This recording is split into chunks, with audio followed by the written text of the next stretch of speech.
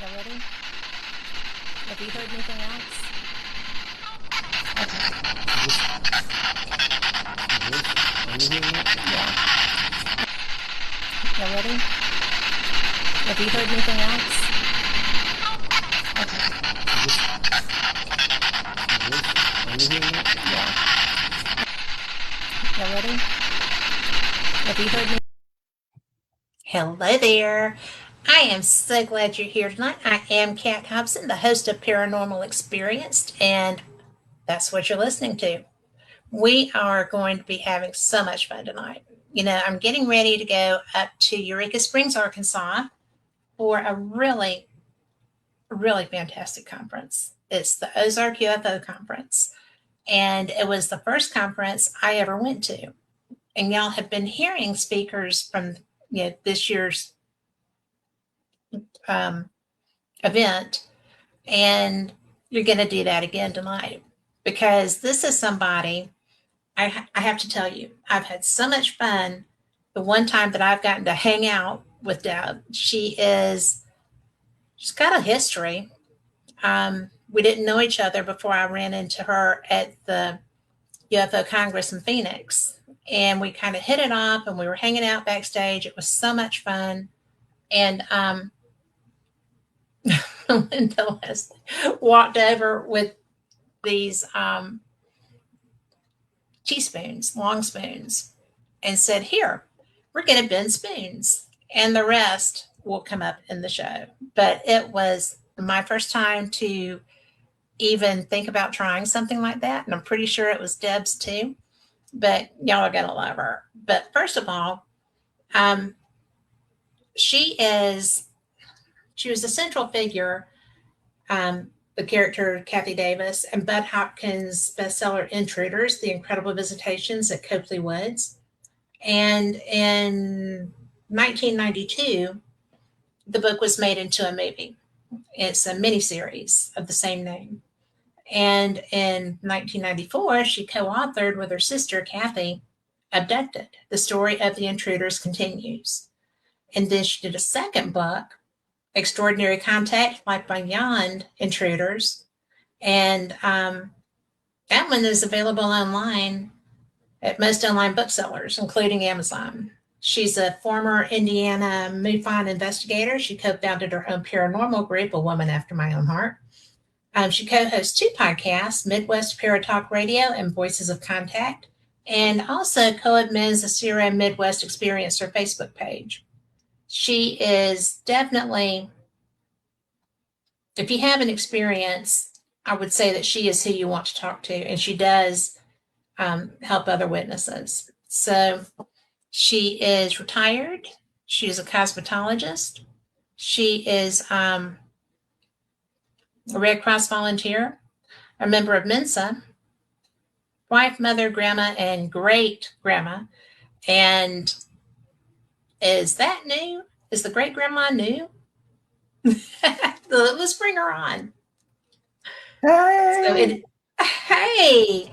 So I'm wearing my NASA shirt because I've just watched Artemis take off to the skies. Maybe they're going to see some of the people that so many have been in communication with.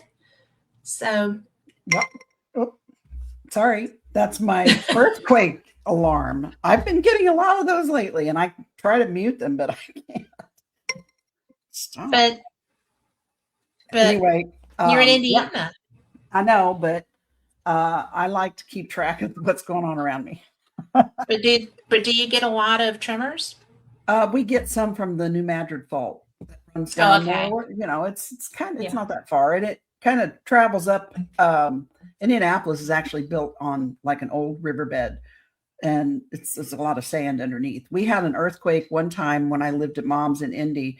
It was a 5 something, and it shook so hard that it cracked the swimming pool. It was the underground pool, and we had white caps, and it cracked the foundation of the garage, and the curtains were swinging back and forth. And when we first heard it start, we thought the furnace was getting ready to blow up. Oh my word! And then when I lived up here where I live now in Kokomo, we had a small one, but the epicenter was only like 10 miles from my house, and I was sitting on the stool. and it knocked me off the toilet, and it knocked all my birds off their perch. So yeah, we do get them. They're not like California where we get them every day, but we do get them here. Yeah. That's crazy. I The know. only time I've been, well, we've had some here. I'm in Birmingham, and we've had some, I think, because of all the mining that happened here. Mm-hmm. But when in my corporate life, I would have to go out to California, you know, once a month. Mm-hmm. And I got that spaced a little bit wider. But the first time I was there, I was, on a computer in an office. I borrowed somebody's office, and I'm just sitting there and I'm talking and I'm doing stuff, and there's stuff falling in front of my face. And I was like, what is that? And it was the ceiling tile schmutz, right? Mm-hmm. And I'm like, oh, that was a tremor. Okay. Yeah. Well, I'm done here. I'm ready to go home. It Mm-hmm. was very disconcerting because I'd never felt one.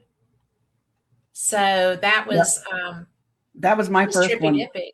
That the one in Indianapolis at Mom and Dad's, that was the first one I'd ever felt. So it was kind of freaky. I'm used to tornadoes, blizzards, and all kinds of stuff, Right. but not earthquakes are rare here. And the great grandmother thing is pretty new. My great granddaughter is 2, or not quite 2. So Oh, that's so cool. yeah. It's very rare that you get 4 generations in this, And we don't anymore. have Used to very be. many girls. They're only her and my granddaughter are the only girls, and all the rest we have like 7 grandsons, and I had Oh, 2 boys. So yeah. and then my husband had a boy and a girl. So I mean, girls are a premium in my family. Well, we've got 3 grandsons and 1 granddaughter. And so they may all be a little spoiled. I don't know. And well, But that just goes without saying. it I mean, does. that's my And whole job right especially, now. I know, right? I Uh-huh. mean, that's why we go through the other, is to get to this part. Right. Because we can do what we want and then we send them home Yep. and they can deal with the aftershocks. Yep. That's the beautiful part of it.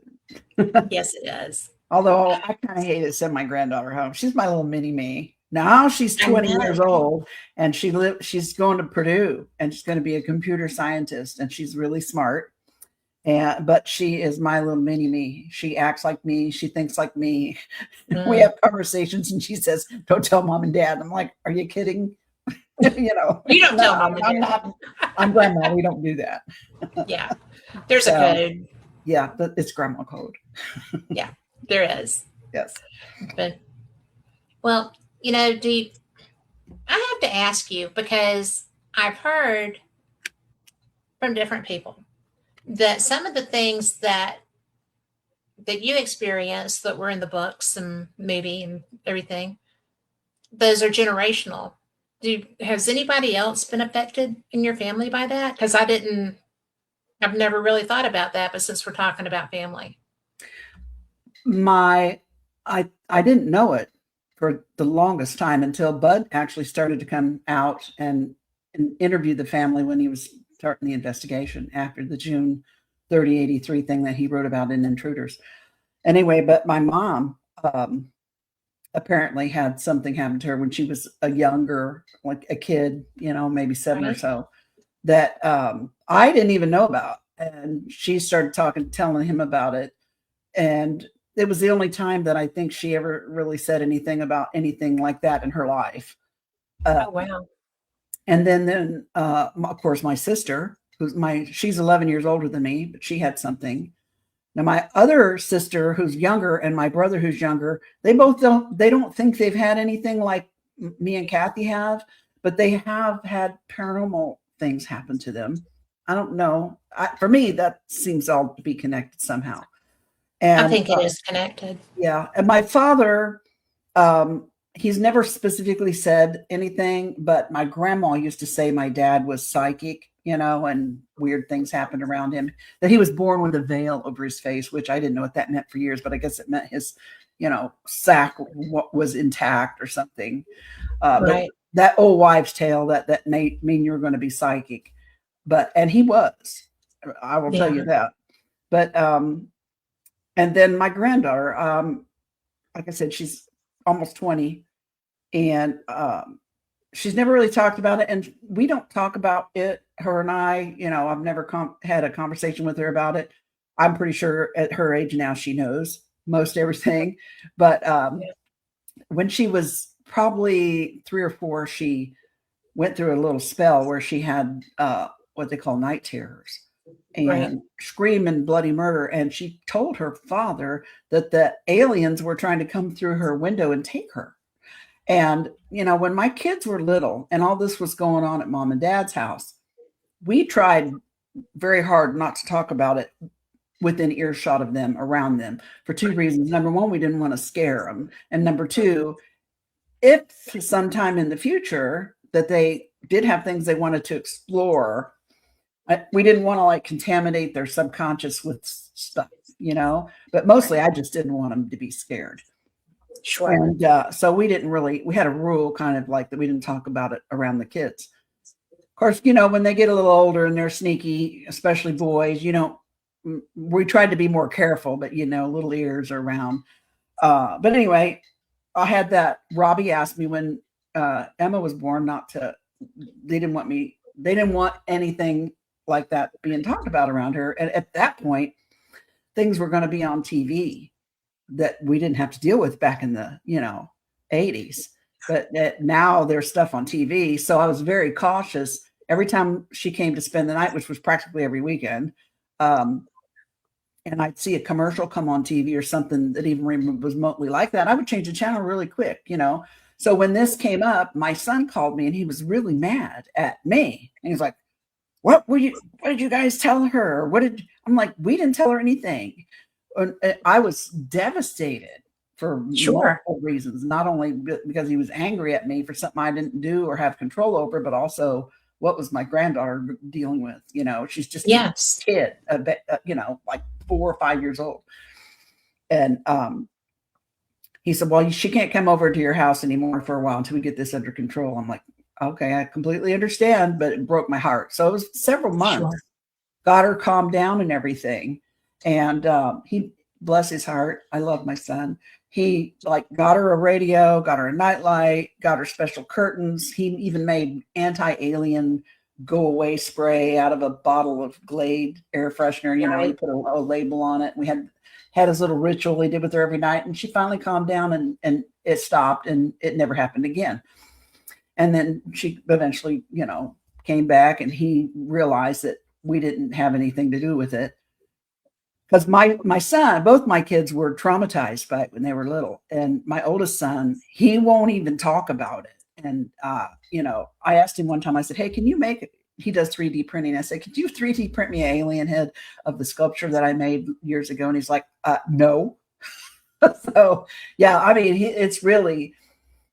it scared the hell out of them when they were little. And they still, especially my older son, still hasn't really, he doesn't want to have anything to do with it or talk about it.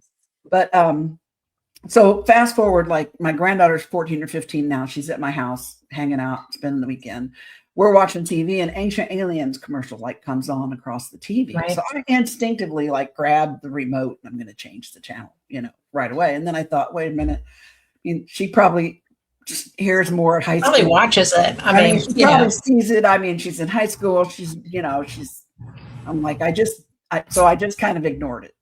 I didn't bring any attention to it. Right. And after the commercial passed, she turned around to me and she said, hey, Nene, because she called me Nene. She goes, hey, Nene. And I said, hey, what? She goes, do you believe in aliens? And I'm like, oh. And I just looked at her and said, yes. That's it. Yep. And she looked at me and she said, good. So do I. And I said, cool. And that was it, the end of the conversation. But in my mind, I'm thinking, now she knows. I know she can't talk to her dad or her mom about any of this ever because her dad can't even bring himself to talk about it with me. But now she knows she has someone she can talk to if she ever needs to. Right. So that made me feel better. So I don't know whether that generation is involved or not. I kind of got a feeling might be, but I don't know for sure. Well, It sounds like she was experiencing, and maybe the parental reaction put the kibosh on it, or at least slowed it down for some time. I don't So, know, I mean, but there's no way to know I'm glad whatever it without was asking. stopped. And I'm not ever going to bring it up with her because Mm, I that's on her time and her when she wants to. But she yes. knows that she can. That's the important Yes. thing. So, Well, that is the important thing, because I can't imagine anything worse than having something go on that you don't feel like you can control, well, because you mhm, can't.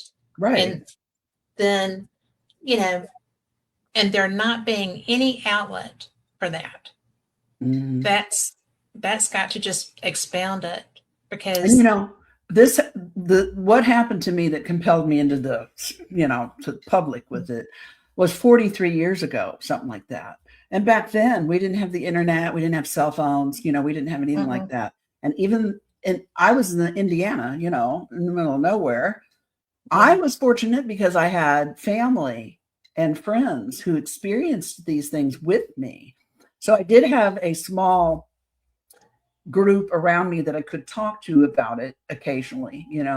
But as far as being outside of the family or, that small wheelhouse, that I was pretty much, I felt like, sometimes I felt like I was on an island in the middle of nowhere. And we sure. wouldn't, we wouldn't talk about it. We didn't talk about this stuff every day, but when things happened, we talked about it. So I was more lucky than most people back then. Now you have the internet, you have support groups online, Zoom chats, all that. And I mean, it's Yeah. so much better than it was. But back then, and so I felt fortunate. And that's why one of the reasons why I spoke up after Bud wrote Intruders, he had convinced my family and myself that us telling our story could help people.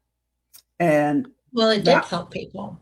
yeah, and I think it has. Yeah. And that was the catalyst for me to come and speak publicly, because I was not a public speaker and I was so bashful.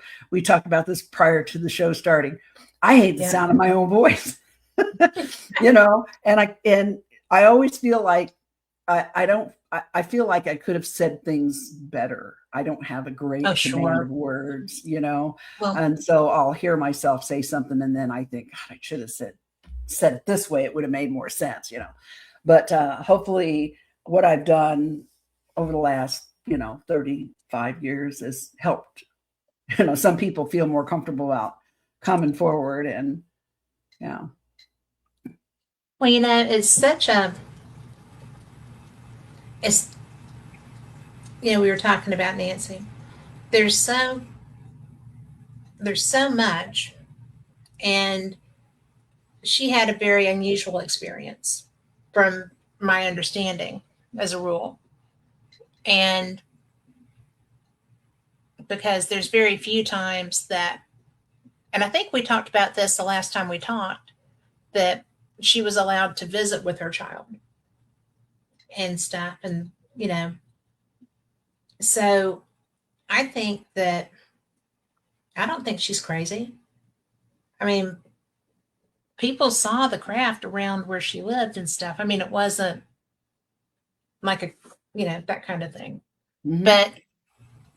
But she didn't really have support. And that's, I think, I agree with you. The way that so many different organizations have experiencer groups, and I was unaware of, I mean, at Ozark, almost everyone there is an experiencer. I mean, they are. That's why they go there. Mhm. But because it is such a personal, small group, relatively speaking, it's a fantastic conference because of that. And although they would probably rather me say everybody has to go now, because you would really love that. But I mean, I feel that way about it. It's the best one going. But Absolutely. until I got to, where was I? I got to Contact in the Desert, and I didn't even know about experiencer groups. I didn't. I've done paranormal experienced for 10 years. And that was my first big UFO conference. And that is quite a conference. And it was bizarre because I'm walking down through the lobby area and all these people are gathered around a bar. And some of them are loud and some of them are sad and some of them are, and I went and found somebody and I was like, what are they doing? I said, that's the experiencer group that they're sharing. And you can't go in there as media, but you can go in there as an experiencer.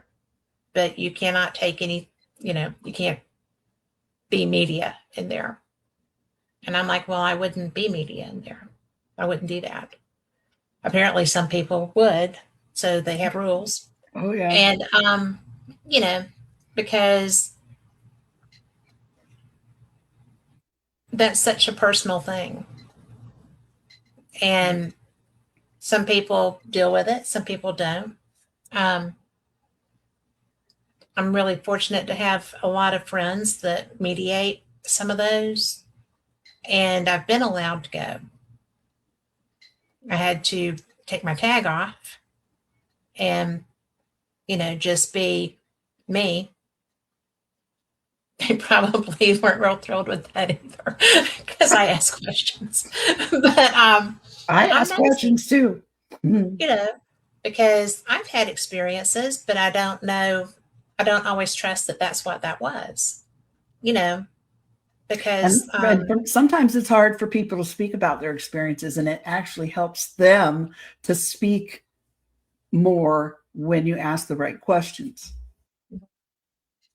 So especially if it's a new experience, I think. Mm-hmm. So, but I just think that's cool that you do that. Do what? Just that you help other experiencers, that you provide, because I just think that you even do a Facebook page for that. I mean, it's a private Facebook page, Zero, the group Zero that Yvonne Smith started out in California. Mm-hmm.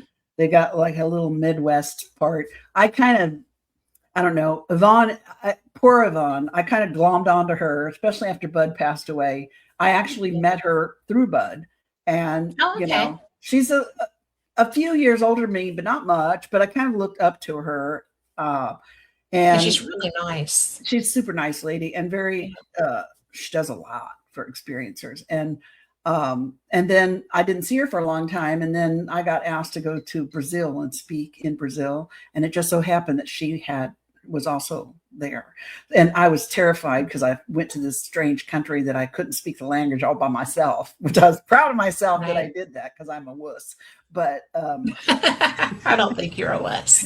But so when I saw her there, I'm like, oh my God. And I kind of glommed back on her again. And I never let go at that point. Now she's like family to me. But, she wanted to extend the reach of helping people. And so, and it was actually the brainchild of a gal, another member of Zero, and Beverly. And they asked me if I would co-host with her on this Facebook page. So I said, yeah.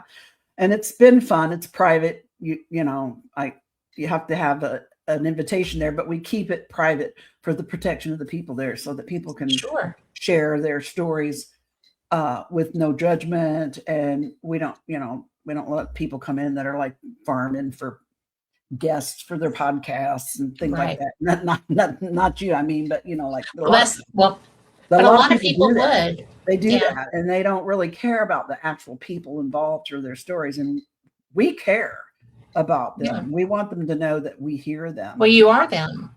We are them. And I don't always have answers, and I can't always relate to every single experience that other people have. I haven't had the experiences, and I don't judge anybody else's experience, because I can only speak on my own. But I can be an ear. I can be a supportive shoulder to cry on, so to speak.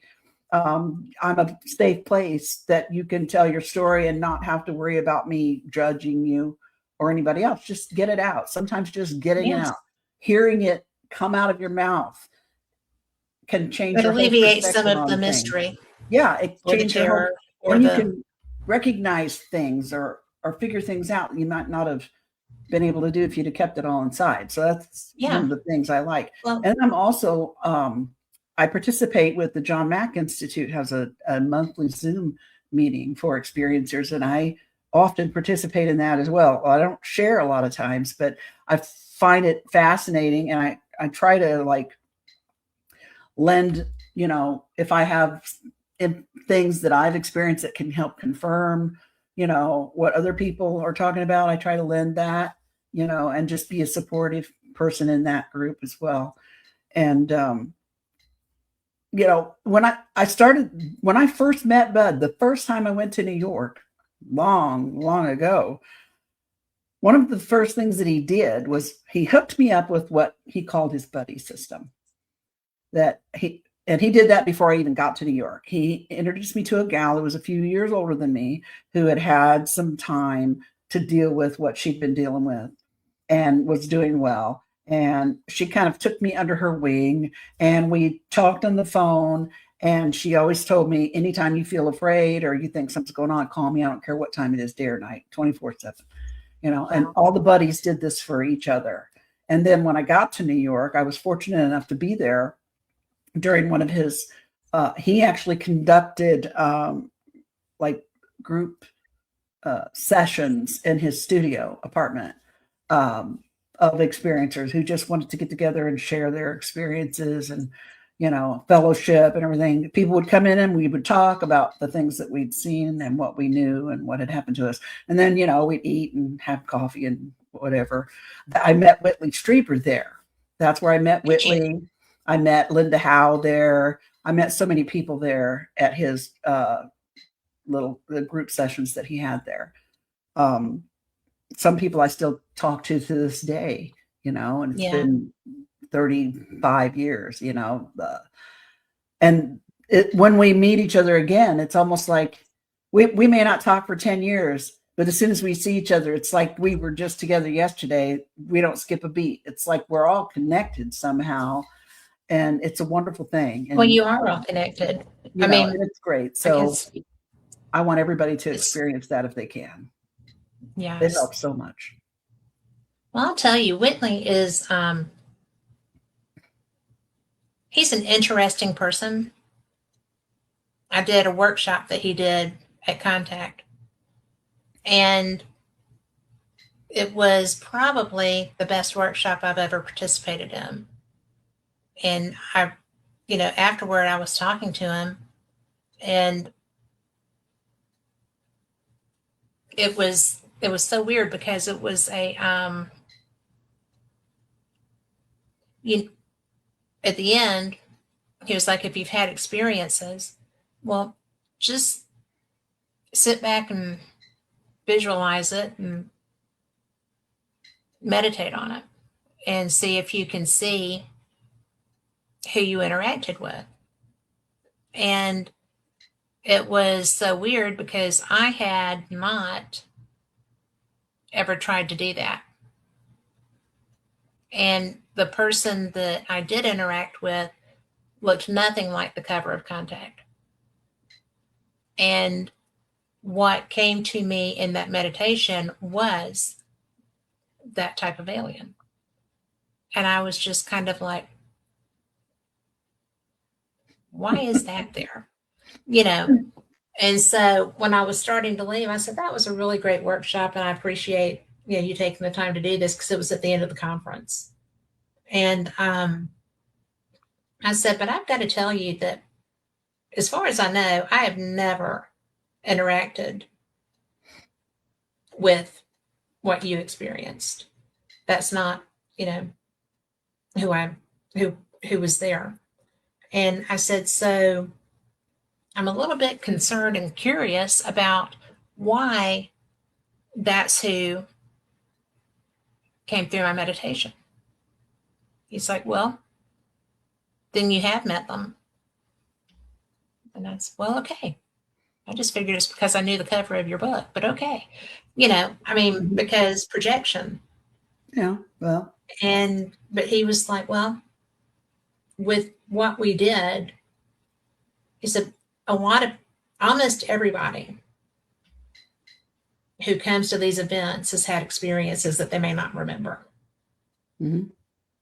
And that's the alien that they see the most. And because it's fairly reptilian, it was very, well, I think it is reptilian.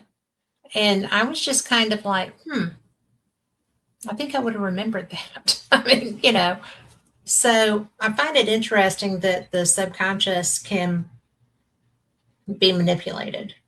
And hi, Raymond and chat. But, it's just so odd to me that that's a fact.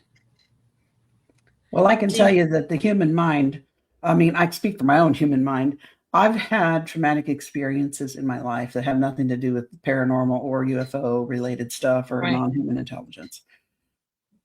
And in one particular instance, I witnessed somebody die, and my mind went blank for probably 3 months. I didn't remember hearing the gunshot or anything, even though there was no way I could not hear it. Right. But then one day I woke up, I was almost half asleep. I was in that mid state before you're not really asleep, but you're not really awake. And actually, that's pretty much what hypnosis is, in that super relaxed state, right before you slip off into la la land. And right at that point, I heard a and I shot straight up in bed, and my eyes were open, and I saw the whole thing play out in my, like a TV screen on my wall. And I remembered. But it took about 3 months. And I talked to my psychologist about it when, because obviously I was going through therapy. And he explained to me that sometimes your mind can protect you from things that it's not ready to deal with. But once, it feels something inside of you feels like you're ready to be able to deal with it, it'll come. That's why I've had regression a few times, but not very many. It's always been with Bud, except one time it was Dr. Clamar. That's the psychiatrist that I first met in New York that he introduced me to, who was also the woman that he trained under. And I didn't remember a whole lot of new stuff with regression, but I did remember some details of things, and a couple of things, that once I, started to remember it, it just like when I heard the gunshot, it all just came flooding back. But there's still maybe, like, for instance, just the June 3083 incident, I still only remember about 15 minutes of, we figure I was missing for about an hour and 15 minutes. And I only remember about maybe 10 or 15 minutes of that to this day. And I have zero desire. Now, I do remember a little more now. Bits and pieces have come back to me over the years, but I still don't remember the whole thing. And I don't care if I do or not. It's a moot point. Right. I feel like if it's not broke, I'm functioning great. And if it's not broke, don't fix it. You know what I mean? That's usually my rule of thumb too. So, but I feel like when I'm ready to remember, I will, and then there's people, also, there's, researchers and even experiencers who feel like that, they, being whatever non-human intelligence that you've had contact with, have somehow blocked your memory. That could be too. I don't know. It's all, I think they give you screen memories too. At that as well, but it's all theory. It's just everybody's best guess. So I can only speak for myself. When I know from my own experience with other things outside of these, that my mind has a way of protecting me from things that I can't handle.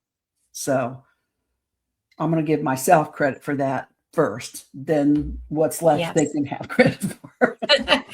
Well, but it's really true because we do have self-preservation, Mhm.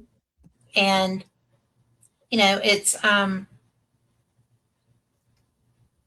just so bizarre that Everything is bizarre. Life is it is. bizarre.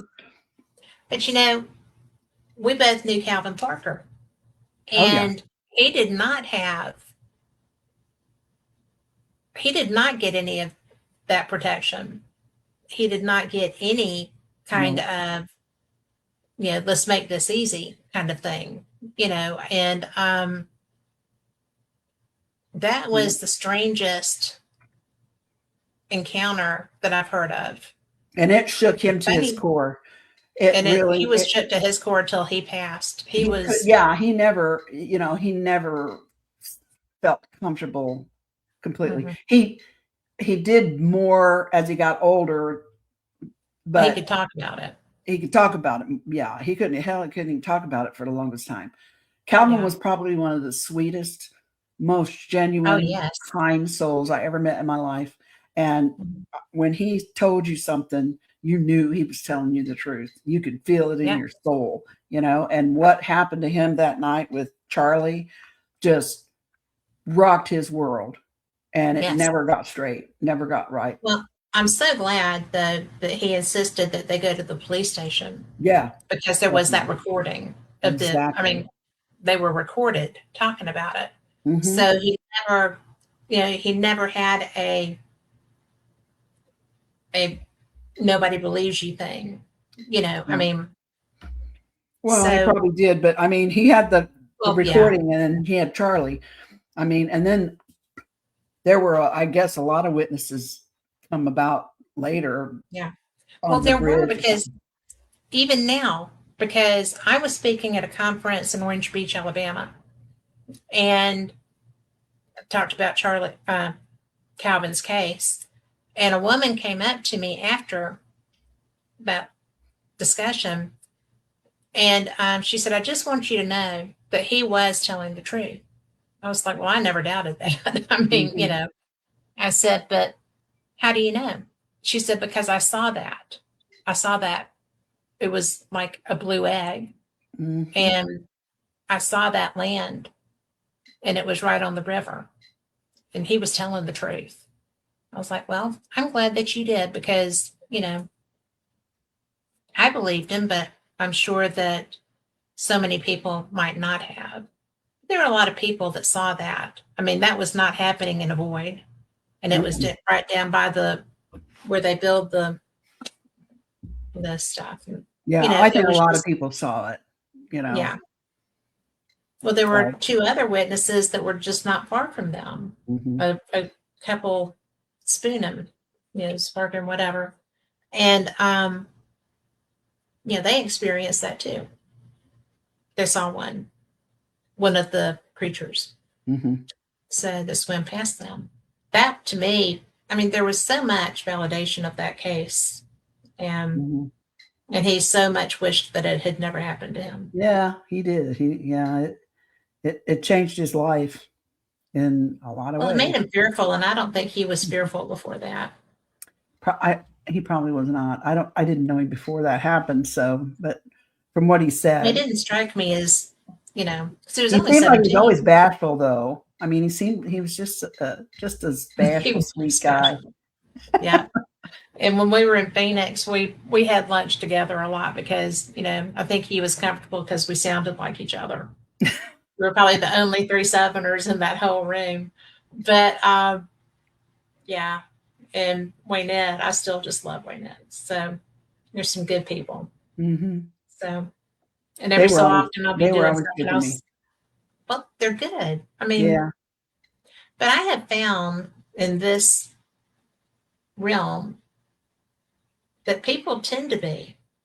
I mean, my first ufologist that I ever interviewed was Stanton Friedman, Hmm. and I mean, I just started Paranormal Experience, and I didn't have a whole lot of, you know, knowledge about booking guests or anything, so I just called him And I got his phone number and I called him. I left a voicemail and he called me back and I answered on my watch. Hmm. And he said, "This is Stanton Friedman and somebody has called me from this number." And I was like, I'm going to have to call you back. I've got to go. So I had to get to a phone. I called him. I told him why. But, he was one of the nicest people I've ever known. And if I had a question, he explained whatever I was, pondering. And he turned out to be a good friend. And that's what I have found with the majority of people that I've talked to in this field, because I have a genuine curiosity, because I do know that this is real. And I don't know why people try to ridicule people that have experiences, and it really ticks me off too. But I try to give a platform. And, he never discounted any of this stuff. And when I first started talking to him, because he was kind of gruff sounding, he wasn't gruff, but he was gruff sounding. And so I was at first kind of intimidated by him. And then I found out how kind he was. And he just became one of my heroes. And in fact, I interviewed him the Wednesday night before he passed away. And he was going to the doctor because he didn't feel good. And so he only wanted to do an hour. And I was like, that's okay. I'll line somebody else up for the second one. It doesn't matter. And so then when we got to the end of the hour, he's like, I think I might could just stay on. I was like, well, you have a doctor's appointment because you don't feel good. And I have somebody coming on. It's okay. And so I wish so much now that I had just brought my friend on and, done that other hour, but I don't think he was really up for it. And then, Chase called me to tell me that he had died. And that was so. Didn't he pass away in an airport going to a He did. conference or something? He died doing what he loved to do, because he loves to go and speak on these things. I probably heard a dozen of his talks over the years. I sat in and listened to him, and I met him a few times and, got some pictures with him. He's a nice guy. I figured Kathy Martin and him were like two peas in a pod. And I know what a kind person I figured Stan had to be a good guy for Kathy to be friends with him and work with him the way she did for so long. So and that was such a good working relationship. It really was. Yeah. I mean, they accomplished so much. Mm-hmm. And they wrote some great books.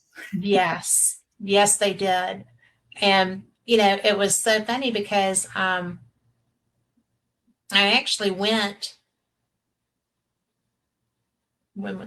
2 years ago, I think, 2 trips back to Vegas, because when David plays poker, I go and explore things. And I actually took a Area 51 tour. Oh, neat. And I was just kind of, oh, please, it's just that touristy thing. I mean, you don't see anything but the white track that runs up to the hill. But, it was, the tour guide was good. He made it a lot of fun. And we got to go to Green Lake, and we, all the stuff that I love about the desert, I got to see. And we went to the little alien. So, that was fun to get the worst burger in the world. So, it was just like, it wasn't a bad burger. I just don't do bread. So, it was just the meat. But it was so interesting because you can go and do stuff like that, but they have a bookstore. And they did not have any of Stanton's books. And I complained about that. And so they were like, well,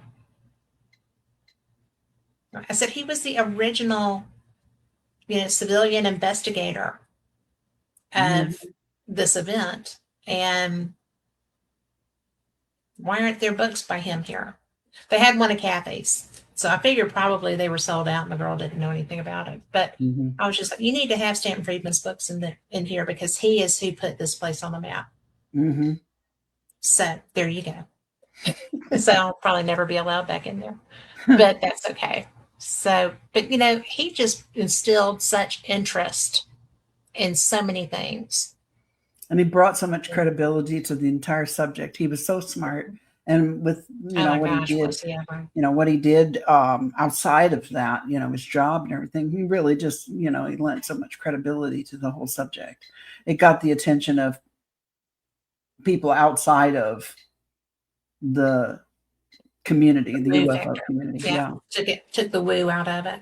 Hmm. Did you ever hear him talk about when he worked in the deserts during when they were developing the bombs and stuff? Um, I think I probably have. I couldn't tell you exactly what he said, but I've sat through so many of his talks, and I've sat at so many tables with him afterwards, with the Mhm. groups of people. So I'm sure I have. I was stunned. I mean, he had so much knowledge about and so much life experience with some Hmm. really scary things. Right. But, well, speaking of which, really scary things, I think that your experiences were kind of scary. But do you want to tell people about you? Because we've just been chit chatting and stuff, and Sure. and I know that people are not sitting here to listen to me talk. But what how long ago did you have your first experience? I've had weird experiences my whole life. My Well, I need, yeah. earliest memory is probably about 7 years old, 6 years old, right around kindergarten age. Um, Went with my sister up to Detroit to visit friends for a weekend and ended up missing. And the police were called to look for me. Yeah, And my older sister is actually the one who found me, the one I tell you about. She's yeah. almost 12 years older than me. And during that strange period of time when I was missing, I actually started out playing kickball in the backyard with my friend, and somebody kicked the ball over the fence, and I went over the fence to get it. And when I got the ball, I suddenly became disoriented and didn't know where I was. I wasn't in a place I'd never been before. So I mean, Right. I was in a whole different state. But somehow I got turned around and didn't recognize the house. And I remember walking around the front of the house. It was a cul-de-sac, and I thought, well, I think this is where I'm supposed to be. I remember thinking that. The door was open. I walked in. There was a kid there in the house about the same age and size as me. And he, I didn't recognize him. And things in the house were weird. I thought I recognized some of the furniture and stuff, but things were in wrong places, like chairs on tables instead of at tables and stuff like that. And I got a little paranoid. I got a little freaky, a little afraid, and I started to take off out the door. And he stopped me, and he's like, "Will you want to come and play with me? I have some really cool toys." And well, I heard toys, and I was like, "Okay." So I went with him to a room in this house. But when the door opened, this room was huge. I mean, just really huge. And I was just a little kid, and I just remember thinking, wow, this is a big. And there were no lights or anything in it, but it was all bright white.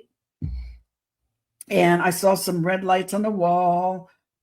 The center of the floor was sunk down a little bit, like almost this, like sunken living room from the 70s. You remember those? And you could Yeah. like step down and sit on them. And at some point, I was sitting on the ledge in this sunken area, and he hands me his toy thing that it reminded me of something we used to make when I was a kid out of shoeboxes, where you just cut a hole and run some strings across them, and then make your own like little guitar.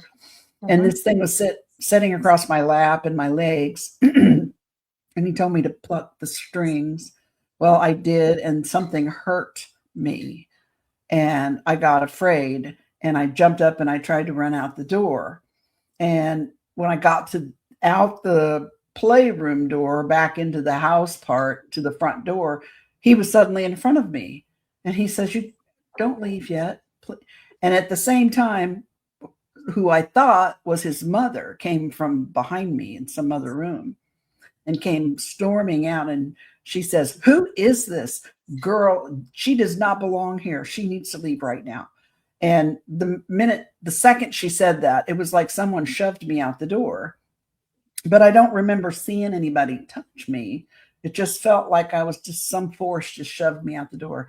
And when I regained my footing on the pathway to the sidewalk, I looked up and there was my sister standing there, just looking at me. And I just remember thinking, "Oh, that's my sister."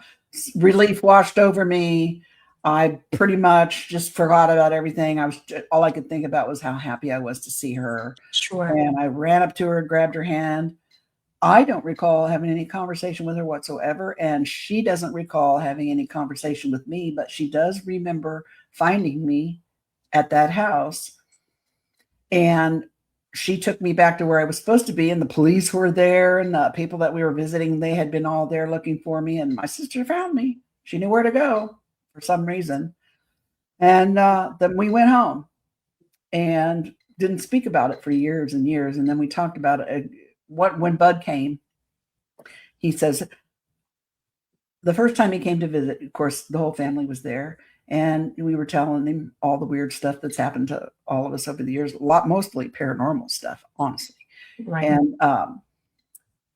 he said, well, he asked my mom, he's like, "Well, Janet, is there any other strange things that involved Debbie that you could remember?" And she brought up the fact that I had been missing for a whole day, and the police up there in Detroit, Michigan had been looking for me. And we started the conversation. My sister was there. She's like, "I think I can she said, "I think I still know the phone number to the place where we went." And, because this was years ago when I was little, but she had remained friends with this girl over, the decades. Sure. And she was able to get the mother on the phone. She had she had to be in her 80s at that point. And she was able to get her on the phone, and she talked to Bud. And she told Bud, yeah, she was missing for the whole day. We were scared to death. We thought something horrible had happened to her. She said, "I felt so bad." So that was confirmed. And then something weird happened to me when I was, I think, 16 or 17. I was out hanging around with some friends. One of my best friends and her friend, which I had just met that night. We'd been to the skating rink. And my friend was a little bit older than me. She had her own car. We'd been to the skating rink, and her boyfriend had left early, said he was going to go home. So, yeah, she decided that we needed to go out and drive out to his farmhouse where his parents lived to make sure his car was there and he was doing what he was supposed to do, Sure. teenage girls stalking their boyfriends and whatnot. This was way out in the boonies on the far, far northeast side of India. Back then, it was nothing but fields and woods, and nothing was there. So we're out buzzing around well after midnight looking for Kenny's car at his house, right? And somewhere along the road, I notice a light in the sky acting weird and flashy. And I looked up and I'm like, "Oh, look, there's a UFO." And I kind of laughed a little bit. And the girl in the back seat, whom I didn't know, flipped out. She was like, she threw herself on the floorboard behind the seats, and she started crying, and she's like, "Don't say that, don't say that." And she's scared. And I looked over at my friend. I'm like, "What is wrong with your friend?" She kind of looked at me like, "Okay," And I said, "Look, that light's acting weirder and weirder." And it was getting bigger. And then the next thing I remember, we are going in a different direction. My friend who's driving, she's like, "Oh my God, my mom and dad are going to be up. Their alarm's about to go off in like half an hour. We got to hurry up and get home, or we're going to get busted for being out driving around." Because my mom thought I was spending the night with her. Oh, okay. We remember those days. We dropped off this girl who was freaked out, and then we got to my girlfriend's house, and we literally, because we had an escape hatch in her. She did this all the time. So we climbed in her bedroom window. We got in bed under the covers just in time to hear her parents' alarm go off. to get up to go to work, right? So we just made it, right? Then I started remembering the night was weird, and I remember sitting in the car, but the car was enveloped in this like black smoke. I couldn't see anything, like black fog or black smoke. And then it felt like someone was pulling my legs out the car door, pulling me out of the car by my legs. And I was trying to resist. And I'm like, that is the weirdest dream I ever had. And that was in the fall. And then, let's see, I think I was 17 when that happened. And then I got married in 78. And I got married because I thought I was pregnant. Well, I was pregnant. When we were engaged, we were going to get married in June, but we moved our wedding up to April because I was pregnant. And this was the 70s, it was a different time. You know what I'm saying? It was a different time. It was a different time. And there were different attitudes about that than there is now. So anyway, I moved my wedding date up because it was confirmed. I was still living with my parents. They took me to the doctor, and I had a pregnancy test and a physical exam. And the doctor's like, yeah, you're pregnant, And Yeah. We didn't want to be pregnant, but okay. We wanted kids, but not now. And I thought I got pregnant in December, but he thought I was a little bit farther along because the way everything looked, in my exam. Mm-hmm. Sure. Well, I'm 17. I don't argue with the doctor, and I'm like, okay, whatever, So I go home. We get used to the idea of me going to have a baby, and then come around to March or so, I'm babysitting for my sister, and I have another weird night at my sister's house. My sister Kathy had 4 little kids, little stair steps, right? Yeah. And I think Rusty was probably I don't know, 2 or 3. They were little. I was laying on the couch, and I remember listening to Bob Newhart on the TV. It was a Saturday night, I think, and the front door was open. You could do that back then. It was a nice evening. Kids were in bed asleep. And I feel this stroking going down my spine because I've got my back to the TV and the door, on my face to the cushion of the couch. And at first I jumped. It startled me. And then I immediately thought, oh, it's just Sissy, my little niece. And I felt like she'd crawled up next to me. And I fell right to sleep. When I woke up the next morning, I was in her bed, which is where I would always crash whenever I spent the night anyway. But I don't remember how I got there. But I managed to get in there. But I woke up and I thought, oh my God, there's something wrong with my baby. And I went to the bathroom to check and make sure everything looked all right. And it did. But I could not shake the feeling that something was wrong and something weird was happening. And I told, again, the girl that I had been with in the fall, spying on her boyfriend, we were still hanging out regularly, and she had come over to get me one day. And I told her, I said, I think there's something wrong with my baby. I don't know what I should do. She goes, well, are you bleeding? All this. I'm like, no, I just don't feel right. Something's wrong. And she said, well, I'm going to ready to go to the Planned Parenthood to get my birth control pills. She said, why don't you come with me? You can get a free pregnancy test there. And then when you get a positive pregnancy test, you'll calm down. Basically, she's like, shut up and calm down. Come on, let's go do this. Right. So I went with her. And only thing I remember is when the nurse came out and said, you're not pregnant. And if you don't have your period in another week, you need to contact your physician. And my mind just went blank. And I looked at her, and she looked at me, and she like drugged me out to her car. And I started crying in the car, and she's trying to calm me down. So I go home and I tell my mom something's wrong and I have to go to the doctor right away. So she calls the doctor and they get me in. They do another pregnancy test and they do a pelvic exam again. They have me get dressed, and Mom and I go in his little room, his office, doctor's office, has his little office in the office. Right. And he says, you're not pregnant. And I'm like, how can I not be pregnant? I've been pregnant for the last 2.5 months, almost 3 months. And he says, we see this sometimes, especially in young women. And I remember my mom saying, well, does she need a DNC? I mean, we didn't see anything. And he said, no, she doesn't. Everything looks completely normal. And I'm stunned and I'm speechless. And he looks up at me and he says, my advice to you is that you forget this ever happened. You're young and you'll have other opportunities and you'll have plenty of children. You'll have as many children as you want. There's nothing wrong with you. You're healthy. Just forget this ever happened. And again, this was the 70s. I was a 17-year-old girl. Yeah.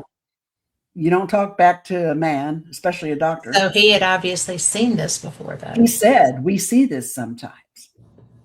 It's not that unusual for a girl my age. So I left out of there thinking, if you think I'm not going to remember this, you're out of your mind. Yeah. But you know what? We never spoke of it again. My fiance and I, we went ahead and got married in April. Everything is already taken care of. And then we went on to have 2 boys, pretty soon after that. Yeah. And then weirdly enough, after we got married, and I think this was in like hot summer of 78, maybe, we lived in an attic apartment upstairs in downtown Indy, in not a great neighborhood. It was hotter than hammer hell in this apartment, no air conditioning. And it was an attic, so all the heat rose, little bitty place. Yeah. And I remember one night I was awakened because there were 2 guys standing at the foot of my bed. I call them the gray guys, the little short, the little guys with the big heads, the short guys. Yeah. Short ones. And I slipped. My husband was in bed next to me, and I slipped up in the bed, kind of startled. And I remember thinking, "Oh my God, don't touch me! If you just don't touch me, I'll be all right." And the instant that I thought that, and that terror just swept over me, it went away. And I was suddenly calm. And there was a conversation between them, and I don't recall a lot of what was said, but one of them was holding something that looked like a little shoebox size. Again, it was a black box, and it had a red light on top of it, or coming out from the top of it, a hole or something. And it kind of just floated over to me and sat down on my lap. And I remember saying or thinking or something, what is this? Can I have it? And immediately he came back with, no, you can't have this. But I want you to see it. And once you see it again, you'll know what it's for and how to use it. And then it floats back over to him. They kind of glide back away from the foot of the bed a little bit. And then they just kind of get all fuzzy and light, and then they're gone. And I immediately turned around and started shaking my husband and saying, wake up, wake up. You don't believe what just happened. Wake. And he would not wake up. And I know none of it makes any sense. It all sounds crazy. But I just slid back down in the bed and fell asleep. But when I woke up the next morning, I remembered everything. So I immediately told him, I'm like, I tried to wake you up last night. Some of the weirdest happened in the bedroom and you would not wake up. And I told him. And he looked at me like I was nuts. And he says, what did you eat for dinner? And I said, what do you mean? He goes, well, whatever it is, don't eat it again, because it obviously didn't agree with you. I'm like, you are not funny. Then I called Mom, because we always told Mom when the weird stuff happened. And I told her about it. And, Bud asked her, and years later, she said, I remember when she called me and told me this. She was adamant that it was not a dream, that she was wide awake, and that she tried to wake up, Charlie. And it was right. And I didn't realize this until not too terribly long ago, but I had either just got pregnant with my oldest son, like within a week or so of this happening, or got pregnant right after I had this encounter, like a week or so. I mean, the timing is like right there. And then when I had my son, he was born 6 weeks premature. I went into heart failure, kidney failure, liver failure. I got eclampsia, and I had a near-death experience that was unbelievable, which also changed me and my life. And this was even before June 30, 83. And Wow. so I had that. And then I think I had one last physical after the June 30, 83 encounter. Then Mom and I had another sighting in April of 84 over the house, big, like not really a triangle, but more like a chevron shaped thing over the house with the block behind it. So we had a sighting, Mom and I did. And then all kinds of weird little paranormal things really started ramping up after the 83 incident. And then I think the last physical incident that I had with this non-human intelligence, whatever it was, with other people. I was with my late husband and our housemate and her daughter out on the farm by the time we moved up here. And we witnessed something walk down the road toward us. And he tried to record it on the video camera, but 18 minutes of the videotape, when the the little timer thing on the videotape, it jumped 18 minutes. And it went from us outside saying, and you could hear her daughter say, "Mama, what's that walking down the road towards us?" And then you hear her squeal. And then it jumps 18 minutes forward on the tape, and you can hear him trying to record the cows moving and carrying on the barn next to the house. And just, it was a weird night. And that happened like I had just had a complete hysterectomy. And that was the last time I had any kind of real physical light contact like that. But from that point on, I mean, I was already in the process of losing my fear. And early on, after the June 30, 83 incident, someone had told me something that fear, I needed to get control of my fear because fear would only slow the process, whatever that means. And I had been working on that. Things in me had started changing. After the June 30, 83 incident that was written about in Intruders, something in me started changing. I always say that night, it's like part of me died and a new part of me got born. I started to see things differently and see people differently. I started to discover I had ability to sense things, and it got stronger. And I started seeing images. I could be driving down the street, but I'd get this image, this flash, or hear a phrase or a thought or an idea, and I'd have to write it down before, and then it would leave me alone and I'd be fine. And it would wake me up in the middle of the night sometimes, and I'd have to write. Were you agitated until you did that? Yeah, I couldn't focus on anything else but that until I wrote it down. Once I got it out of here and put it somewhere where it wouldn't be lost, I could go on about my business. Yeah. So, and that went on for a long time. And it was things like light can be used for healing and moving things, transportation, and even nutrition, just weird stuff, And the images that I drew, I kept seeing them on a black wall, like granite, shiny, cold, hard black wall somewhere, and they were like carved into it. I could put my finger in it and feel it, these shapes and almost hieroglyph-like things. One of the drawings that I did of something I saw on a wall ended up to be the Wi-Fi signal shape, like 25 years later. Oh my gosh. Weird. How weird is that? And then there are other things that I drew. There were a couple of things that I saw that ended up in crops in England back in the late 90s, early 2000s. Yeah. Same exact thing. But I wasn't the only person doing this. I was just the only person that was dumb enough to tell everybody I was doing it, because I was like, I can't believe this. But I found out that I was only one of many, And so, anyway, a lot of weird things started happening. Like I said, I started paranormal stuff started ramping up. I started getting interested in paranormal stuff. I recorded my first EVP like 30 years ago, and that was it. I was done. It was so amazing, and it just changed. Again, it changed the whole direction of the way my brain was working. This Yeah. EVP was an old man's voice, and he said, "Are the spirits listening?" And then the little voice behind it sounded like a kid, said, "Can I listen too?"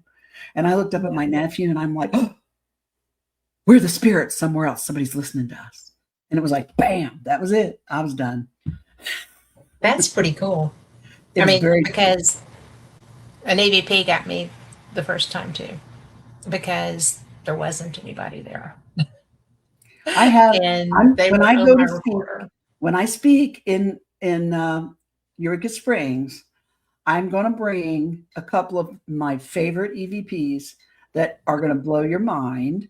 Um, when you think about paranormal TV shows and they show those EVPs where you got to kind of, it's, you got to kind of guess what it says or whatever. Not these. I throw those Mhm. away. Yeah. This sounded like a woman was sitting next to me and she leaned into the microphone to say what she said. Yep. And and I've got video. I was actually sitting right here where I'm at now, getting ready to do a podcast with Greg. It's back when we were still doing the paranormal. We were doing Midwest Paratalk, kind of Mhm. on hiatus right now. But Greg's going to be with me. He's coming with me to Eureka Springs, so you get Cool. to meet him. Um, Thanks. but I'm sitting here getting ready to do a podcast, and I didn't have my camera on. I wasn't recording, but the camera was on. I was getting everything set up, and I happened to look up, and I saw this little ball of light. Whoop, went like this and back behind my head, and I scrambled, and I said, "Hey, I wasn't recording. You need to come back and do that again so I can record it." And you see me scrambling, pulling my mic up, getting my camera. It came back, and it did exactly the same thing it did the first time. And I said, "Oh, thank you." I said, "Who's here with me?" And I was so excited. I sound like an idiot on this tape. But then I said, "I'm going to push my luck and see, will you come back one more time?" And it didn't come back, but my ring light, my old ring light, got Yeah. real bright and flared really bright. I mean, you could see it all over my face. And then it Yeah. went down, and I'm like, okay. And then I said, "That was so cool." And when I That said was so that's so cool. cool, the ring light flared up again. Just like I was saying, yeah, wasn't that cool? Check this out, right? Yeah. That never happened before and has never happened since. And finally I got this new one I was just telling you about. But I mean, and that ring light was, USB powered. It Mhm. wasn't a battery operated thing. So that Right. wasn't, just So it things would have like been that. consistent. So I'm going to share stuff like that. I'm going to share some of the lucid dreams that I've had recently and some of the things that make me think that, I maybe even go somewhere when I go to sleep, and that Mhm. there's life all around us that I feel like our brains aren't made to receive everything that's around us. So we can't perceive it. It's like, and I think of us, we're like two type radios in Adobe digital surround sound world. And I imagine I'm sitting here in my office and I got like 7 Wi-Fi signals going right through me right now as we speak because Mhm. my neighbors and everything, I don't know that. I can't Yep. see them. You know why? Because I'm not a router or a computer or a cell phone. I'm not Yep. wired to pick any of that up. So therefore, I don't know that I don't even know it's there unless I have one of these, you know. Sure. That's the way I see humans and human brains and the life that actually exists right here with us. We're just not able to perceive it. But sometimes, like, I don't think I'm different than anybody else. I think I was born with all the same stuff, hardware everybody else has. Sure. But because of the contact that I've had, I think maybe Mhm. as a side effect of the contact, or I don't know, it could be, different. after June 30, 83, I felt like I got a new wire harness. Like I said, I felt different. And I began to perceive things around me that I didn't even know was there An before. upgrade, as it were. Yeah. And I think a lot of that, I think it happens to a lot of people like me. Yes. But a lot of people are probably just afraid to tell anybody. And I'm like, I don't care anymore. I ain't got nothing to lose. And if I'm crazy, oh well, this is Well, what but you know, I'm seeing. This is what I'm but noticing. but they shouldn't be afraid to bring that out. And But it's I nothing to mean, be I live afraid in the of. South. I think we're I live made in for the this. South. We I are think, made for this. yeah. And I think that when you start having the perception, because like you're talking about using a recorder, I quit using devices to get EVPs. I like them because I can hear when it's happening.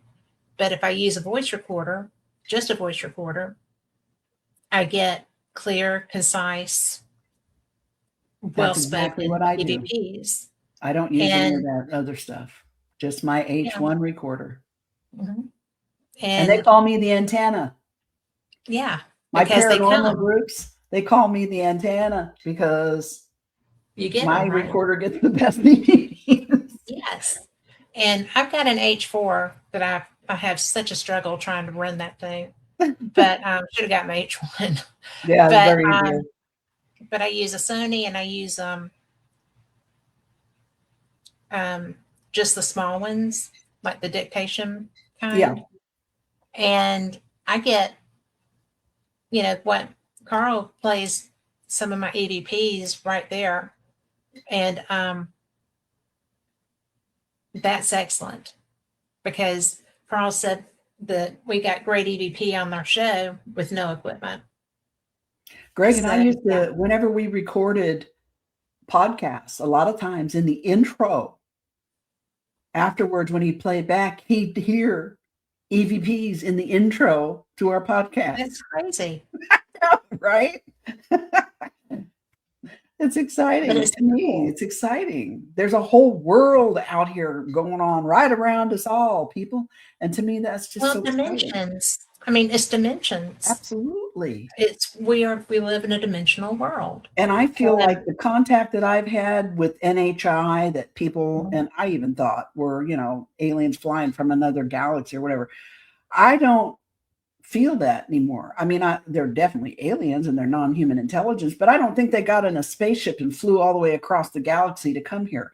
They sidestepped here from one yes, space to another. They're yes, doing something that maybe our government knows about. Maybe yeah. we don't, but it's I more cannot than imagine that that's happening in a void. it's more. Well, Even that little egg-shaped craft in the backyard that night. Now, that yeah, thing was about the size of the pump house of my mom and dad's swimming pool, which is not that big, like a mini barn, like a shed you get at Kmart or something, for mhm. your backyard, like that size. And there were 6 of those little guys in the backyard. I thought they were kids when I saw them out there. Even if you put 6 of those little kids in that mini barn, it ain't gonna fly all the way across the galaxy. I don't know what that thing did. No, And I don't remember seeing them go in there, but that thing is not what I thought it was. And they aren't what I think they are. I mean, they're non-human intelligence for sure, yes. but they're not little green men from outer space. They're from somewhere else, right here. Well, I mean, I've I've been to places where a case in point would be Cherokee, North Carolina. And there's a place there called Thomas Divide, and it's beautiful. And I'm under orders not to go at night when somebody's playing poker. Mm. So, of course, I would never do that. But it's the most bizarre thing because I was up there one night and I had a camcorder and I was just like, fooling with it and fooling with it. And these lights, and David got me a topographical map. We've got survey maps, we've got everything. and there's not anything that should be creating this. There are houses over there, but I mean, they're hardworking people. You know, they go to bed, they go to work. Yeah. But I was out there one night and I had my camcorder going, and it was so aggravating. And I've been filming them, and it glitched. And so I've got they're on the other side of the divide, right? That's like miles across the road, across one mountain to the next. And I looked up, and one of the pink lights had come across the divide. And I was like, I'm just fooling with my camera, and I'm not here to do you any harm. And I don't really want you to come closer. And it didn't, but it stayed. And it was just hovering like there was nothing under it. I was parked next to the wall because I didn't want to be pulled into the wall. So if somebody came in, I couldn't be pinned. Mm-hmm. And and there was a tree overhanging. And I was just kind of like, you know, it wasn't quite completely dark when I went out there, because they come out, they start as it starts to get dark.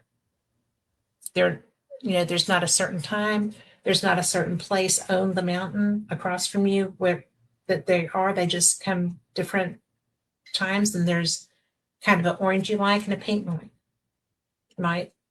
And they're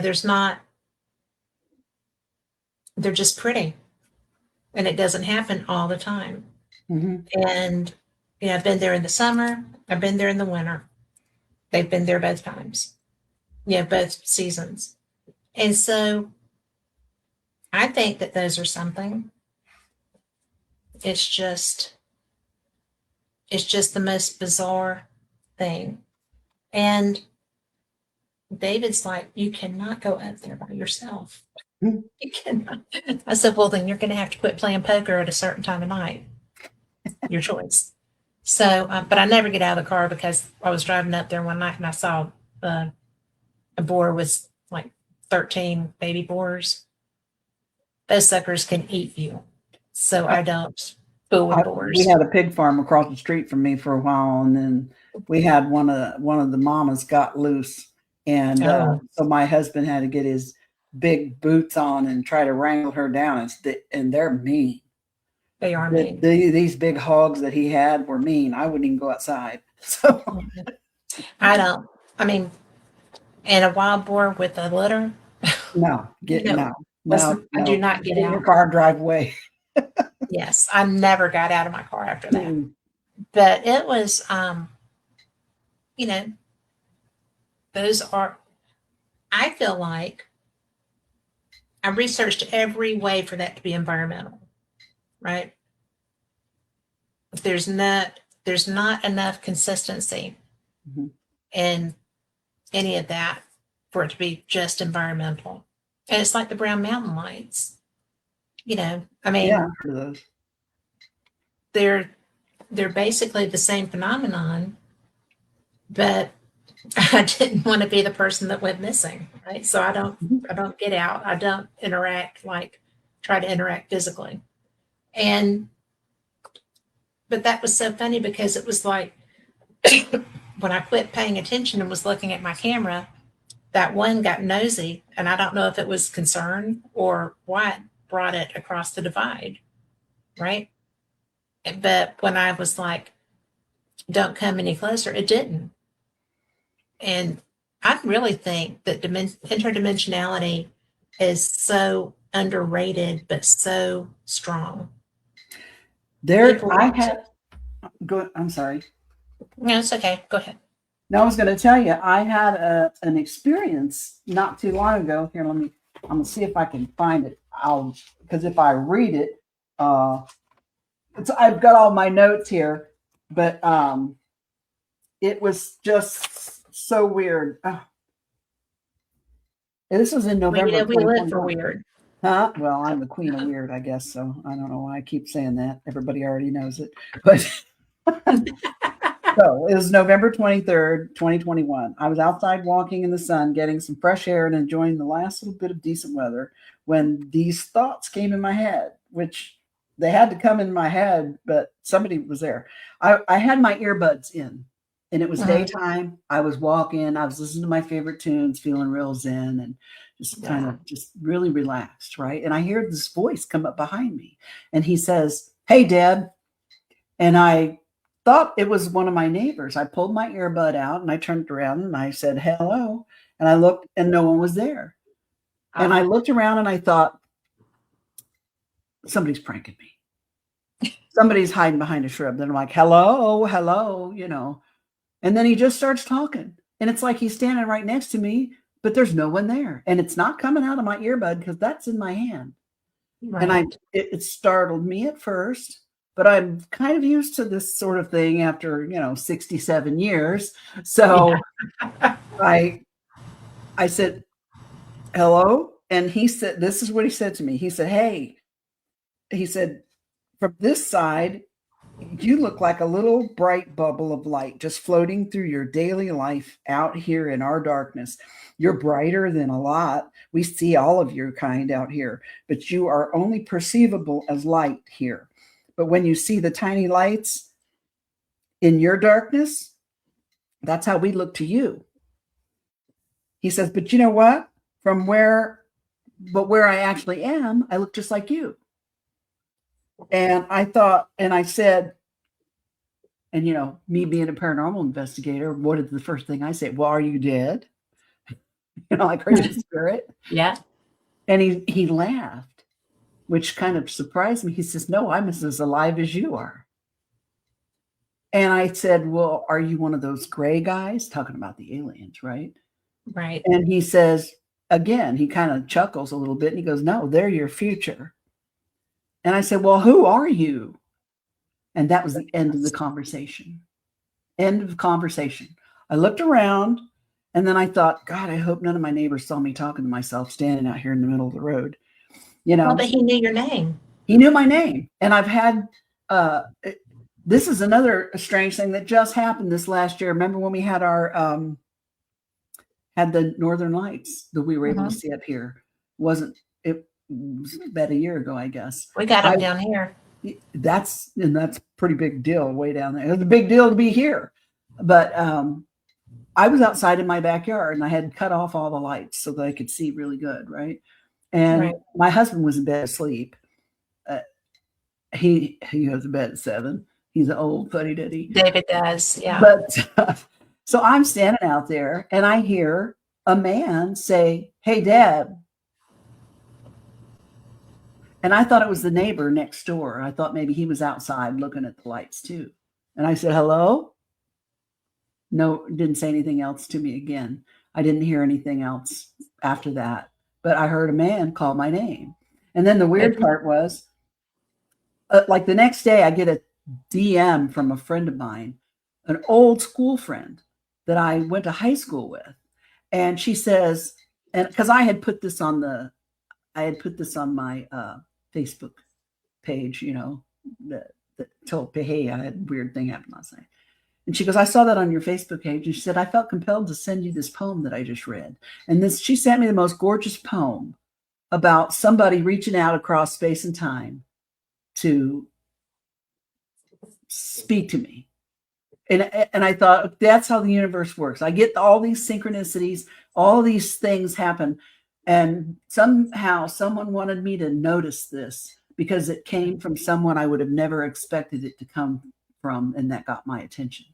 You know what I mean? So it's all these little interwoven synchronicities in my life that just happen spontaneously. That's why I feel now that a lot of the contact that I've had's been more than just extraterrestrial. You know what I mean? I do. I do think that they're part of it. But we have Noreen in our chat who said she's in the UK and in 2011 saw the big black triangle, and it's a hard thing to explain. But I did feel I had been seen and something was aware of me. And her instinct was to drop to the floor and press herself up against the wall out of sight. which confused me as I hadn't been scared, but instinct took over her body. So, maybe that's pretty intense. Mhm. I I did not hide from the craft that came behind my house, but I was laying in a hammock, just chilling out, talking to my daughter on the phone. So I feel you, Noreen. It's Mhm. disconcerting when you see that. But mine wasn't a triangle. Mine was like a pie plate that was in a cloud, like a green cloud. It was the weirdest thing I've ever seen.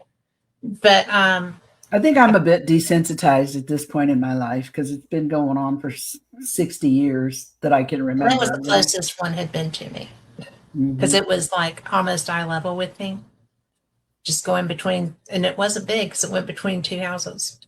I do So remember being a kid, and we were at the parking lot of the Holy Spirit Catholic Church. It was getting ready to have their fall fest or their 4th of July festival. And I was standing next to my mom holding her hand and looked up. Everybody was looking up, and there was a silver ball in the sky hovering over the I've festival. never seen a ball. It was a silver sphere, and it was just hanging there, and everybody was staring up there and looking at it. And then it just went away. And it was pretty Did close. it I fade would away or say, did it drive away? huh? It Did just it fade away or no, it drive just away? went up higher and higher and higher until you couldn't see it anymore, and it was gone. We all stood there and watched it, and it was very close. I would say it probably wasn't terribly much higher off the ground than the steeple of the church. So it was, and it wasn't that big. I mean, it wouldn't have been that big. But everybody was standing there looking at it. I was standing there holding my mom's hand, and she was looking up at it too. I mean, I was Wow. really little, but I remember that. There were a whole bunch of the people there that day too. So Isn't it wild how that stays with you? yeah, it does. I can't remember what I had for dinner a week ago or even 2 nights ago, but there are certain things that happen to me that just imprint in my soul, and they're there forever, and I don't know Yeah. why. Well, because you're meant to know them. I think that when we have interaction that we good, bad, and different, whatever, I think that it is it's prepping. And I know that it sounds crazy, but I do think that it is somebody has to be calm when stuff starts happening. If stuff starts happening. I've already had my If, existential crisis, my ontological shock. I've gotten over it, so maybe I can right. help other people to get over theirs. I don't Well, know. that's what I think too. I mean, it's there's just so much. There's so much that we don't comprehend. There's stuff that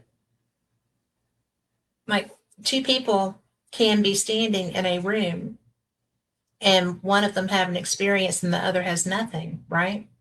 Yep. So it's just I don't understand that. Is it frequency that one person is tuned to that the other's not picking up? Or is it, you know, Noreen, will you put in what part of the UK you're in, please? I'm just nosy. But there's and like, is it we're wired to different a different frequency from each other? But then again, I can feel my friends, you know, I recognize their energy when they're around. So Same here. I can do that too. yeah, I mean, yeah, literally, they could walk up behind me, and if I don't see them, but I feel them, I know who they are. exactly. But Yeah, if a stranger walks up behind me, I don't know them, but I know I don't know them because everybody's yes. energy is like a fingerprint. It's unique. I don't know what that is. Though maybe I should put on glasses. Do I have glasses? Can you read what that says? I don't even see anything. What? Oh, Where do I you need don't to see the look? chat. Oh It's no. in the chat room, but it looks like under comments on your right. Oh, I see it now. I'm sorry, you guys. I didn't even know there was a chat room here this whole time. I've been running my mouth and I didn't even know. I'm That's crazy. okay. But Uh, is that W WIRR? R WIRRAL. The world. Oh, no. Where is that, Lauren? What It's country across is the that? water from Liverpool.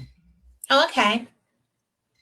But I'm Cool. hoping to get down into England the next time I go. So I always go to Scotland because my best friend only wants to go to Scotland. So I finally had to put my foot down last time and say, we're going to another part of Scotland. I want to see other things, you know. I got to go But to England once and I absolutely loved it. I want to go back someday. I would love to go to England. I have a friend that lives down in I want to live there. Someone adopt me. well, she lives in Broadstairs by the Sea in Kent, which is where the Channel train leaves to go into France. Mhm. And I mean, it's their last stop in England before they go under. But she's like, you've been to the UK 3 times and you have never come to my house. I said, I'm with people that won't leave Scotland. I will come to your house when I come by myself. So, and David's like, you're not going by yourself. But I have a friend that travels with me, so that works out pretty good. There's a group of us that go to Scotland and go ghost hunting because I'm a paranormal investigator. Yeah. And Oh, I would love so, to go to a castle oh over my there. Oh my gosh, God. we have the best time. And our friends are, well, I've got friends who are Highland Paranormal, which is a TAPS group. But the other group that I investigate with are the guys from Haunted Scotland, the um, Haunted Scotland investigations, or that they do the show on. I'm going to be in so much trouble. I think it's Discovery. I don't know, but they are because if you're an investigator, you're an investigator, right? And it's we have been to so many places, and we had one year 2 years ago. Some other friends have history and horror tours, and they were just starting their company. So we took the train up to Paris, and they, checked into our hotel, and they picked us up. And I don't even know some of the places that we were in. I didn't even know the town names, right? I was taking pictures out of my bedroom window of the hotel signs so that I would know where we were. They took us to so many places, but um, Castle Mingus, it's spelled Menzies, but they say Mingus. And that was cool. They had a death mask of Bonnie Prince Charlie in there. Is lots of activity. We went to just everywhere. When we were in Perth, we investigated the hotel. We were at Salutations Hotel. It was really cool because it had the tartan carpet and stuff, and then it had the old hunt ball pictures where they would have the hunt balls there. And Gary was doing haunted tours through Perth, and that place is rocking for investigation. And it was, but it's such a great place if you ever go, or if you want to go the next time we go. But it's such a neat experience because the people are just brilliant. And it's the safest place I've ever seen. We saw some boys getting in a fight on a bridge over the Ness River, and that was funny because they fight like girls. But they did, you know. But but it was funny. But there's everything there is ancient, and Yeah. everything is haunted. Everything is The haunted. house I stayed in when I went to England, I went to Sheffield because I actually spoke at Sheffield University. And so I went to London, and then from there I went to Sheffield, and the house I stayed in was older than my country. You know, I'd had slate floors and a thatch roof, and it was gorgeous. Yes. And they took me to Stonehenge, and it was like a bucket I list want to thing see for me. that. It was you couldn't. I wanted to wrap my arms and legs around one of them and just hold it forever and ever, but you couldn't touch them. They are all roped off, so, and you had to walk around in circles. But I still, just to be there, I was so excited. That was something I've always wanted to do. Was the energy astounding? Huh? Was the energy astounding? I just felt tingly all over. Like I said, I wanted to just run to one of the stones and just start hugging it, but you know, I wasn't allowed to touch it. And it just I was just in awe. I just walked around quietly. I think they had like headphones that you could wear. They talked about things as you were walking around, you know what I mean? Something like that. And Yeah. I bought a little souvenir at the stand by the parking lot. So I wanted to see a crop circle. And when we went there was still some of that stuff going on. I you still probably get some every now and then, but I think, and my feeling with those is that I felt like, at least nowadays, I think people are doing it. But Yeah, I I gotta don't think wonder. it started that way though. I don't think it started that way, and you gotta wonder who's putting these designs in their head to begin with. You know what I'm saying?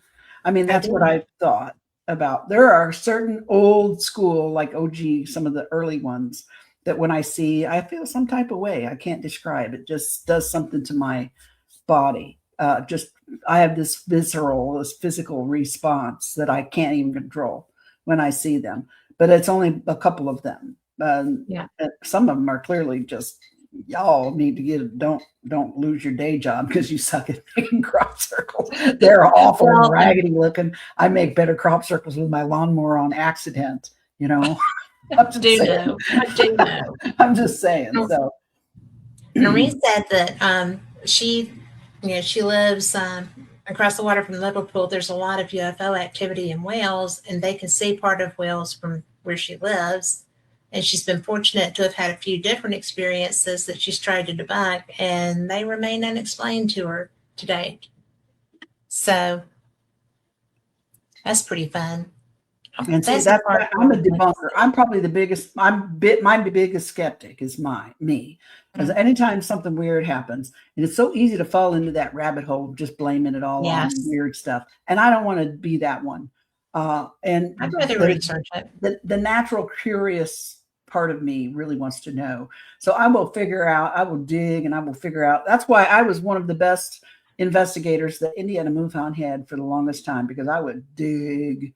And 99% of the time I could find the prosaic explanation for things. And that's the way I always try to do my own things. And then, you know, as a paranormal investigator, I've kind of handled it the same way.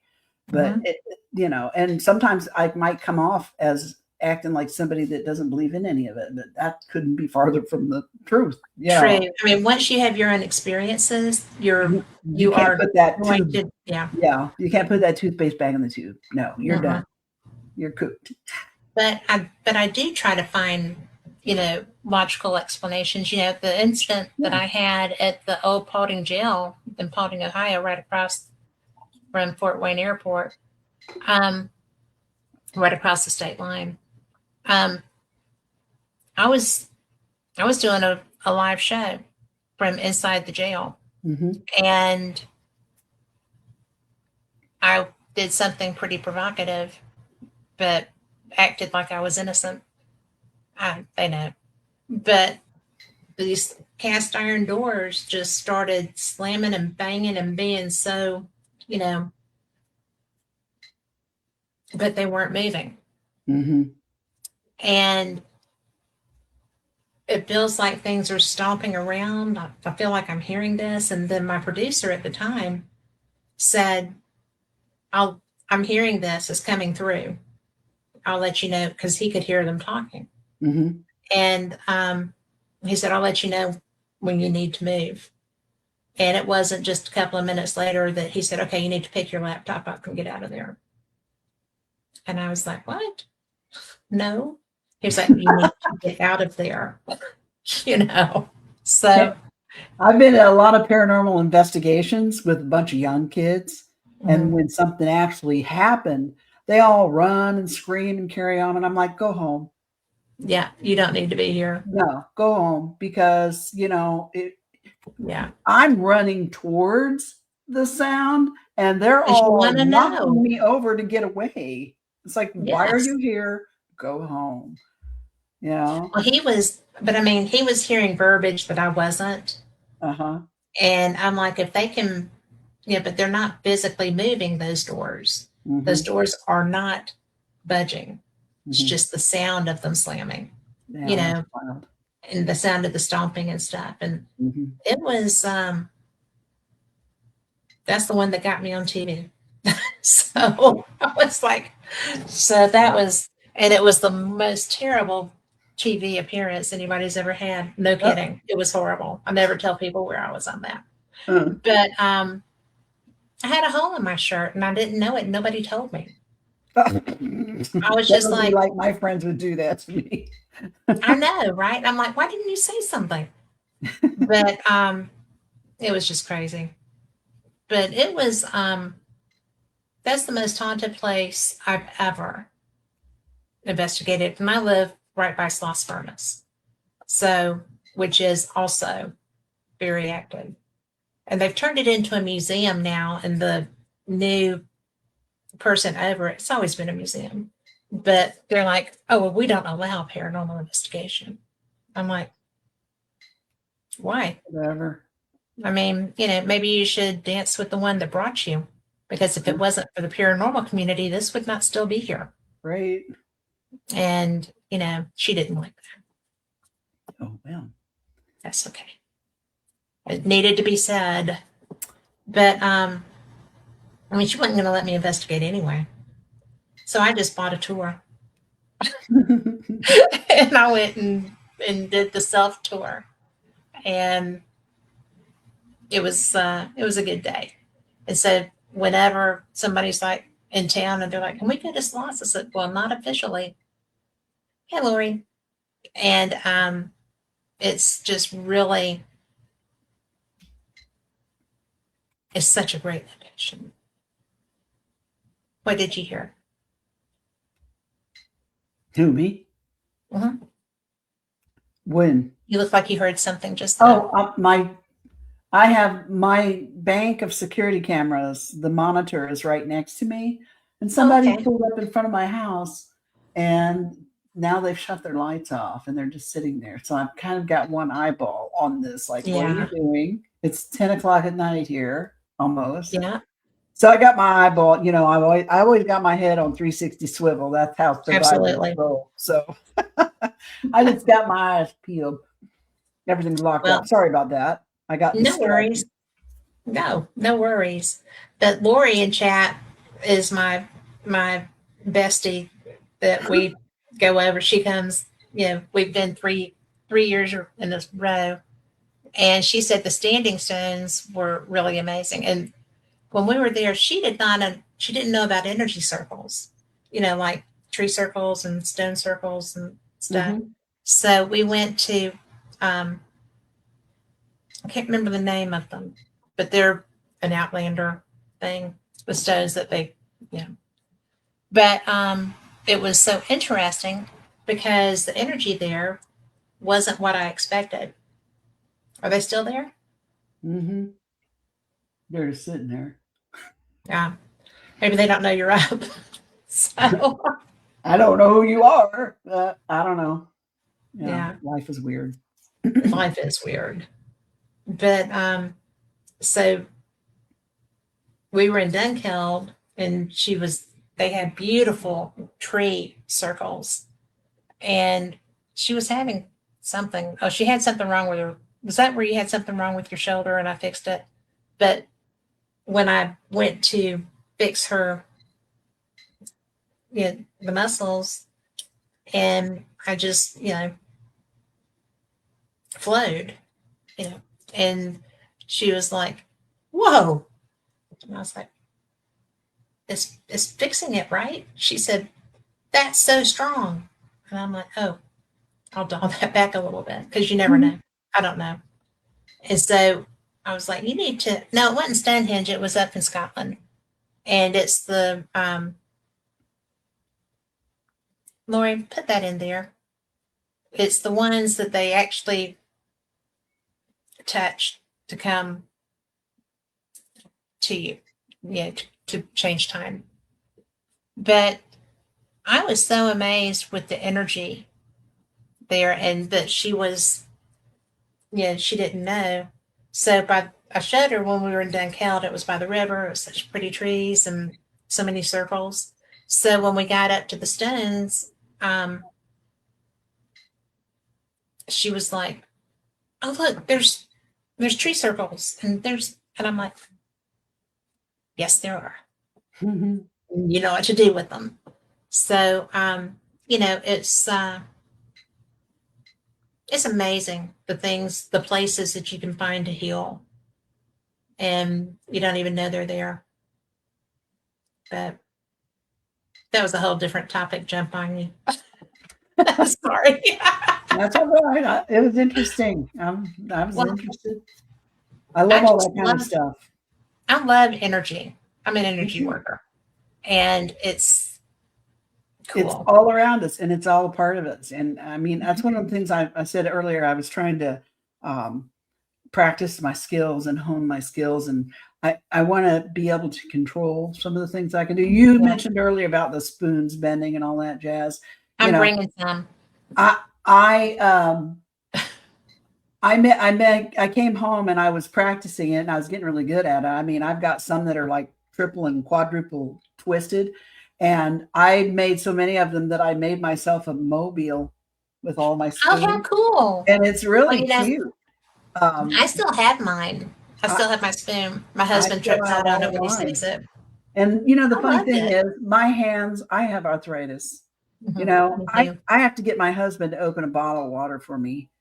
Sometimes I have to use both hands to open the door. I had to buy these little things to stick on them. I've had surgeries on my hands. I've had 5 or 6.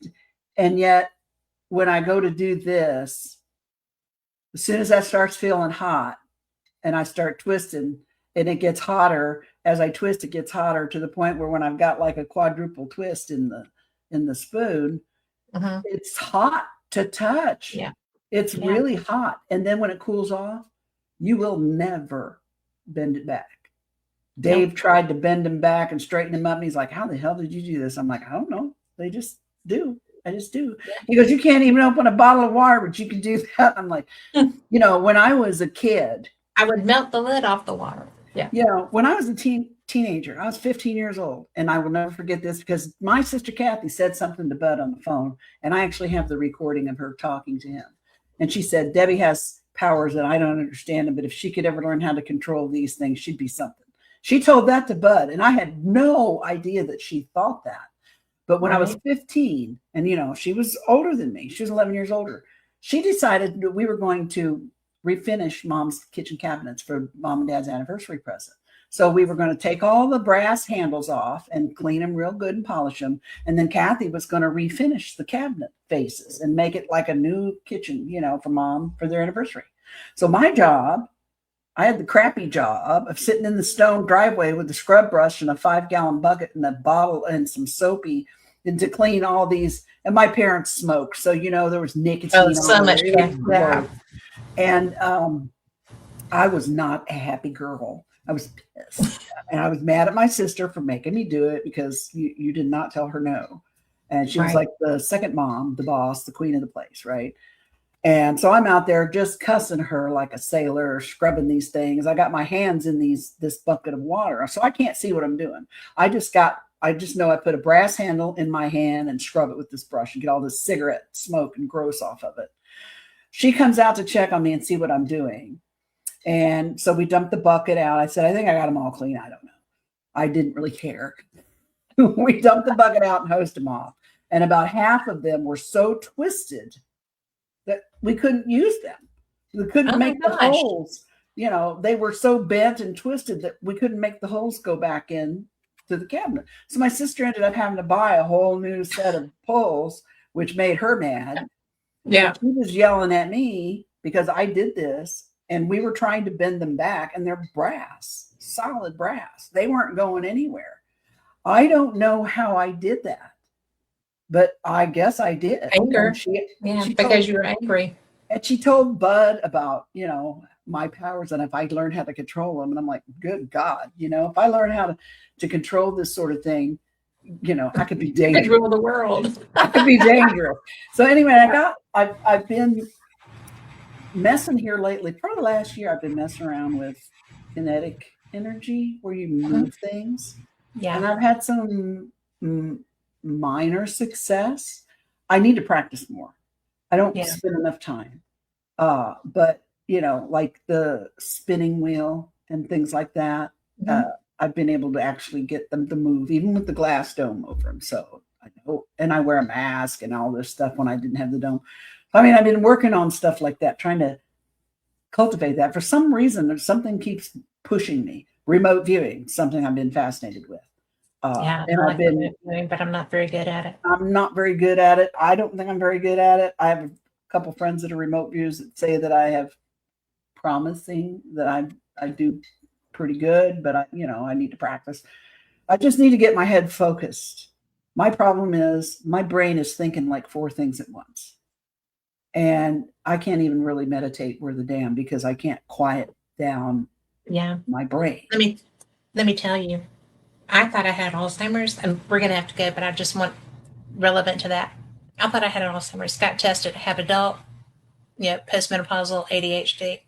My brain is always very disoriented, and it's just crazy. I got treated for that, and my focus, I could probably do it now. So that was something, as if you start noticing that, because it's a collagen loss thing. That's all it is. And it creates that ADHD. I did not know that. How about that? But those stones are the clavicairns, because they are, they're it's grave sites basically, and people are buried in them. But the trees, and they have rock circles around all through. Is really interesting. The energy there is bizarre and amazing. So you would get off on that. I'm sure I would absolutely love it. Yeah. Maybe one day the universe will send me that. Send me that way. Get somebody to book you out there. Yeah. That'd be the only way right now. Hey, they have I had actually gone out for the Scottish UFO and Paranormal Conference. Oh, so they have that.